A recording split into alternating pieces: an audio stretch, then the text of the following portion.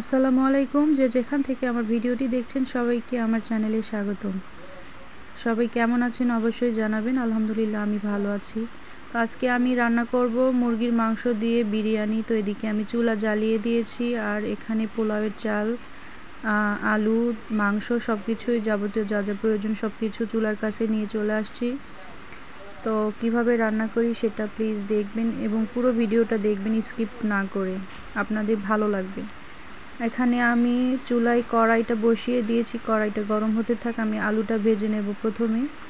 আর ততক্ষণ পর্যন্ত মাংসটা মাখিয়ে রেখে দেব। তো তার জন্য এখানে লবণ, হলুদ, মরিচের গুঁড়া, আদা রসুন বাটা, জিরে বাটা সব কিছু দিয়ে মাখাবো।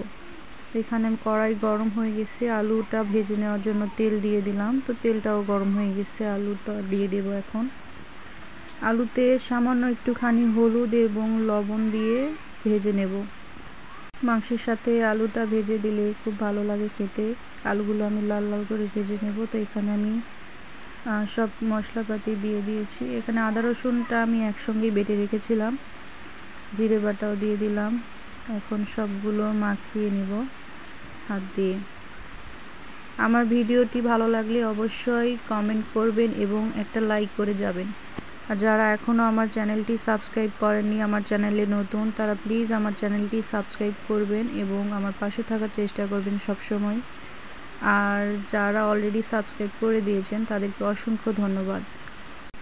প্লিজ পুরো ভিডিওটা দেখবেন এবং ভালো লাগলে অবশ্যই লাইক, কমেন্ট, শেয়ার অবশ্যই করবেন।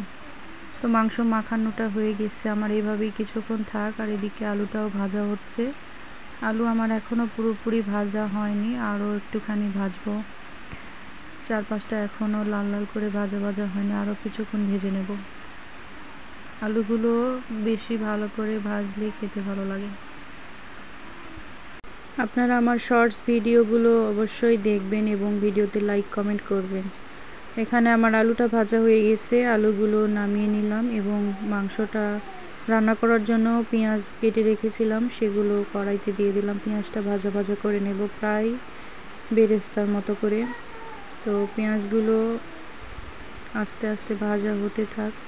আর ততক্ষণে আমি আরেকটা কথা আপনাদের বলে নিই। তো যারা জানেন না, অনেকেই জিজ্ঞেস করেন যে কমেন্ট বক্সে আপু লাইভে কখন আসেন। তো আমি লাইভে বিকেল 5টায় আসি। তো যারা আসতে চান অবশ্যই চলে আসবেন আমার লাইভে। এখানে আমি পেঁয়াজের সাথে কয়েকটা মরিচও নিয়েছি, কাঁচা মরিচ। এইগুলো একটু পেঁয়াজের সাথে ভাজা করে নেব, তবে বেশিক্ষণ ভাজতে যাবেন না, মরিচগুলো ফেটে চোখে মুখে চলে আসতে পারে। তো পেঁয়াজটা আমার ভাজা হয়ে গেছে। এখানে আমি সামান্য একটুখানি জিরে দিয়ে দিলাম। জিরেটা ভেজে নিয়ে মাংসটা আমি এখানে দিয়ে দেব। আমার সব কিছু ভাজা হয়ে গেছে। তো এই যে দেখুন পেঁয়াজগুলো ভাজা হয়ে গেছে। এখানে এখন আমি মাংসটা ঢেলে দেব। আর একটা কথা বলতে চাই, অনেকেই জিজ্ঞেস করেন যে আপু আপনার চ্যানেলটা কি মনিটাইজ হয়ে গেছে। হ্যাঁ আপুরা, ভাইয়ারা, আমার সব চ্যানেলটি আপনাদের দোয়ায় মনিটাইজ হয়ে গেছে। আর ডলার কালেক্ট চলতেছে। তো ইনশাল্লাহ আপনাদের দোয়ায় এবং যদি পাশে থাকেন অবশ্যই একদিন টাকাটাও হাতে পাবো। তো সেদিনের আশায় আছি। আর প্লিজ আপনারা চটপট যারা নতুন আছেন আমার চ্যানেলটি সাবস্ক্রাইব করে দেবেন। খুব তাড়াতাড়ি তো 100K সাবস্ক্রাইবারের প্রয়োজন, তাই না? তো দেরি কেন করছেন? যারা নতুন আছেন তারা প্লিজ আমার চ্যানেলটি সাবস্ক্রাইব করবেন। তো মাংসটা আমি এখানে দিয়ে দিলাম। মাংসটা ভাজা করতে হবে, কারণ মুরগির মাংস একটু নরম হয়। গরুর মাংসটা এখানে ইউজ করলে কোনো সমস্যা নাই। গরুর মাংস দিয়ে বিরিয়ানি করলে তো মজা হয়, সাধারণ ব্যাপার। আর এখানে মুরগির মাংসটা যেহেতু আমি ব্যবহার করেছি, তো মুরগির মাংসটা একটু বেশি করে ভাজলে মাংসটা শক্ত হবে, পোলাওয়ে মানে বিরিয়ানিতে দিলে ভেঙে যাবে না। তো এখানে আমি গরম মশলা নিয়েছি, এগুলোও দিয়ে দিলাম। আর 3টা তেজপাতা নিয়েছি, একটু চিড়ে দিয়ে দেব। মাংসটা ভেজে নেব বেশি ভালো করে। রান্নাটা আসলে একটি শিল্পের মতোই, কথাটা আমি কোথাও শুনেছিলাম যে যেভাবে রান্না করে সেইটাই এক ধরনের রেসিপি হয়ে যায় বলতে পারেন। তো এক একজনের রান্নার সিস্টেম এক এক রকম। তো আমি এভাবেই রান্না করি। তো যারা আমার মতো এইভাবে বিরিয়ানি রান্না করেন, মুরগির মাংস দিয়ে বাসায় রান্না করে খান, তো কেমন লাগে অবশ্যই জানাবেন। আর এই যে দেখুন মাংস থেকে তেল ছেড়ে গেছে, মাংসটা অনেকটা ভাজা ভাজা হয়ে গেছে।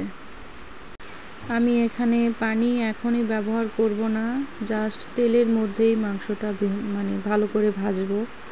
পানি দিলে তাড়াতাড়ি সেদ্ধ হয়ে যাবে, যেহেতু মুরগির মাংসটা সেদ্ধ হতে অতটাও সময় লাগে না। তো দেখুন এখানে আমার ভাজা হয়ে গেছে। তো এখন যে বাটিতে মাংসটা মাখিয়ে রেখেছিলাম, তো সেই বাটিটা ধুয়ে একটুখানি পানি আমি দেব, খুব বেশি না, সামান্য একটুখানি পানি এখানে ব্যবহার করব, জাস্ট মাংসটা কষানোর জন্য, যাতে একটুখানি কষানো হয়। যেহেতু মাংসটা চালের সাথে আবারও সেদ্ধ হবে, তো যেহেতু সময় কম লাগে তাই সামান্য একটুখানি পানি ব্যবহার করলাম। এই পানি দিয়ে একটুখানি কষানো হবে। তো এখন আমি ঢেকে দেব এটা। আমি আবারও বলছি, যারা নতুন আছেন তারা প্লিজ আমার চ্যানেলটি সাবস্ক্রাইব করে আমার পাশে থাকবেন। তো মাংসটা ঢেকে দিলাম, এখন কিছুটা কষানো হোক। কিছুক্ষণ পরে ঢাকনাটা সরিয়ে দেখব, দেখুন অনেকটাই পানি কমে গেছে। তো যে আলুগুলো ভেজে রেখেছিলাম, এবার সেই আলুগুলো দিয়ে দেব। এখানে মাংসের সাথে আলুটা দিয়ে দিলে যে মশলাটা মাংসের আছে সেগুলো আলুর ভেতরে একটু বসে যাবে। অনেকে মাংস দেওয়ার পর চালের সাথে পরে আলুটা দিয়ে দেয়, তো আমার ওই রকম ভালো লাগে না, মাংসের সাথেই, সেজন্য আমি দিয়ে দিলাম। মশলার সাথে একটুখানি কষানো হোক।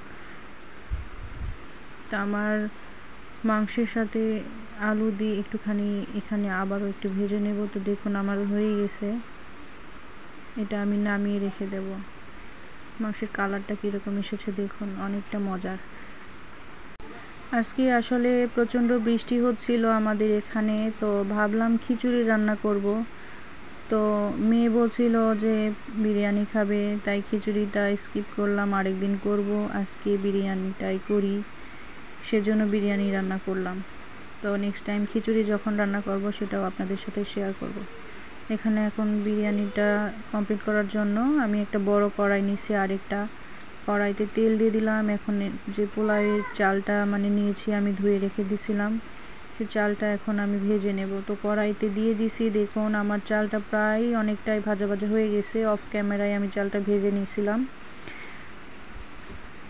চালটা যত ভালোভাবে ভাজবেন বিরিয়ানিটা তত ভালো ঝরঝরে হবে। তো এখন আমি এখানে মাংসটা অ্যাড করে দিলাম। মাংস দিয়ে কিছুক্ষণ নাড়াচাড়া করে মিশিয়ে নেওয়ার পর এখানে গরম পানি দিয়ে দেব। ঠান্ডা পানি দিলে বিরিয়ানিটা নরম হয়ে যাবে। তো ওইদিকে আমি গ্যাসে পানি গরম বসিয়ে দিয়েছি, পানিটা গরম হয়ে গেছে। এখানে কিছুক্ষণ নাড়াচাড়া করার পর গরম পানিটা আমি এখানে দিয়ে দেব। চালটা ফুটে গেলেই আমার বিরিয়ানিটা কমপ্লিট হয়ে যাবে। আমি আসলে শর্টসের পাশাপাশি লং ভিডিও রেগুলার আপলোড দিতে চাই আপনাদের জন্য, কিন্তু সময় হয়ে ওঠে না আমার। একসঙ্গে সকাল থেকে অনেক ব্যস্ত থাকি, রান্না বান্না, বাচ্চা সামলানো, সাংসারিক আরও অনেক কাজ, সংসার সামলিয়ে তারপর আমাকে ভিডিও করতে হয়, ভিডিও আপলোড দিতে হয়। তো সকাল থেকে আমার হয়ে ওঠে না। রান্নাটাও আমার ছেলেকে নিয়ে, ছেলেটা যেহেতু অনেক ছোট, ছেলেকে নিয়ে অনেক ব্যস্ততার মধ্যে রান্নাটা করতে হয়। তো আমার ক্যামেরাটাও একাকেই করতে হয় মোবাইল ধরে ধরে, তো সম্ভব হয়ে ওঠে না। তারপরেও যখন সময় পাই আপনাদের সাথে যেটুকু রান্না করি শেয়ার করার চেষ্টা করি। অবশ্যই আমার ভিডিওগুলো দেখবেন এবং ভালো লাগলে লাইক কমেন্ট করবেন। তো দেখুন এখানে আমি গরম পানি অ্যাড করে দিয়েছি।